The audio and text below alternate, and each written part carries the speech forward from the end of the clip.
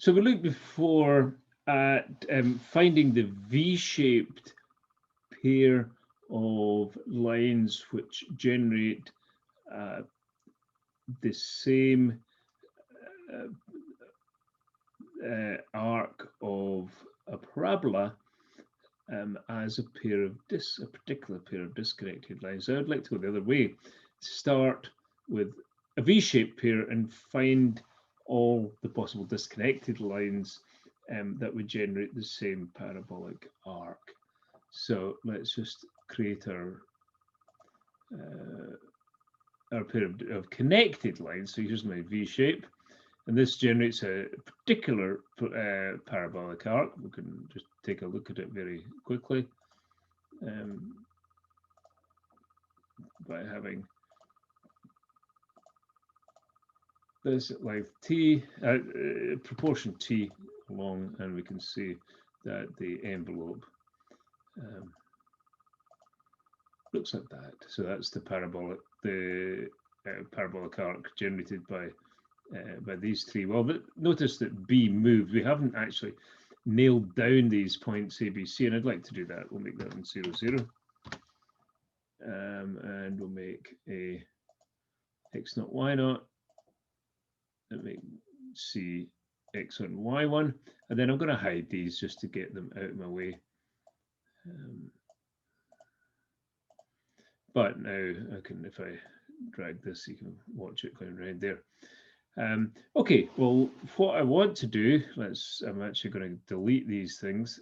I don't really want to see the arc, so let's delete those things.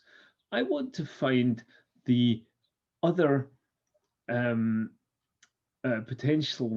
other disconnected pairs of lines that would give us the same parabolic arc. Now, our previous work showed us that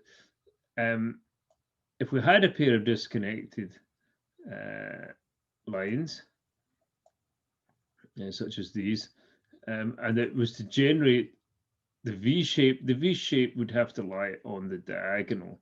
So in other words, D would lie on AB extended, and E would lie on BC extended, and similarly G and F. I'm going to focus on D and E.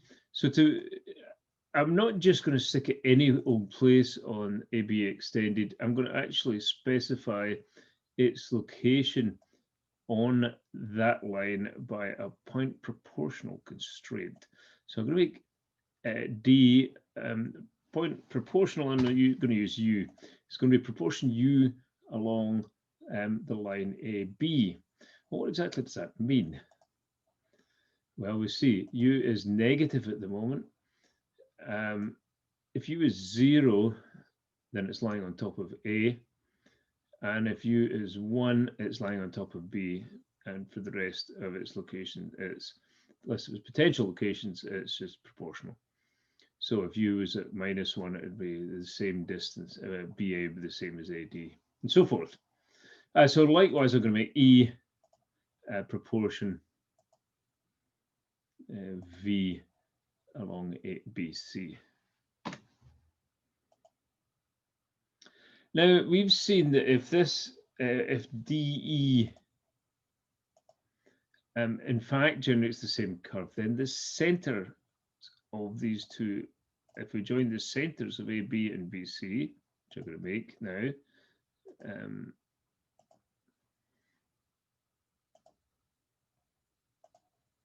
then the line joining those centers will go through the center of DE if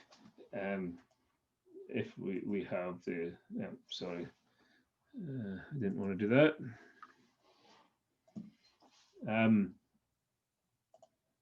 If DE in fact generates the same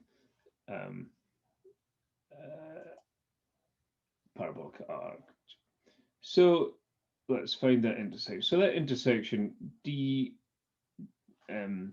J should be equal to JE. Well, it clearly isn't in this case, so we're not in the right place.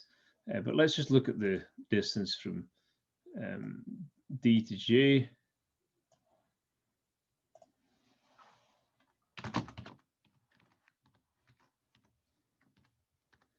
divided by the distance from J to E.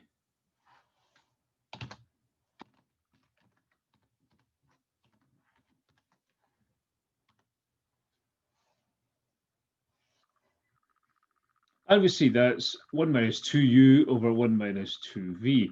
And clearly that is going to equal 1, and in other words, j is in the center, if u equals v. So if we make u equal to v, we will find that dE is a candidate for a pair of lines which would generate the same polygonal arc, same parabolic arc. So if we want G and F to be in if we want DE, G, FG to generate the polygonal arc, we have to the parabolic arc. We have to specify the proportional location of F along AB. That's call that S to be the same as proportional location of G along BC, and specify that to be also S. So now, under these circumstances, for any particular value of U and S, then DE FG generates the same parabolic arc. And so we can see, we can have a look at a bunch of the family of different pairs, all of which are equivalent to ABC in terms of what parabolic arc is generated as a Bezier.